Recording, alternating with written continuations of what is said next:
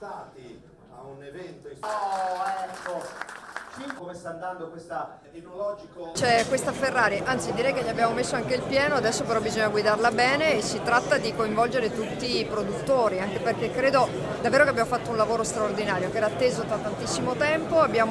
Siamo riusciti a mettere insieme le nostre istituzioni a partire dal Ministero, adesso però bisogna che le gambe siano quelle dei produttori e che capiscano che hanno una grandissima opportunità.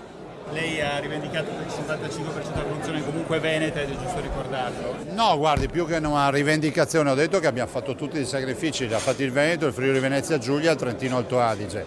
Dico che oggi la grande responsabilità ce l'hanno i viticoltori, hanno un grande lavoro fatto dalle nostre 3 regioni, l'abbiamo fatto assieme a loro, però oggi il governo, come vogliamo noi, passa in mano ai viticoltori che dovranno difendere 24.000 ettari, 3 milioni di ettolitri, ma soprattutto una nuova identità che è il Pinot Grigio delle Venezie.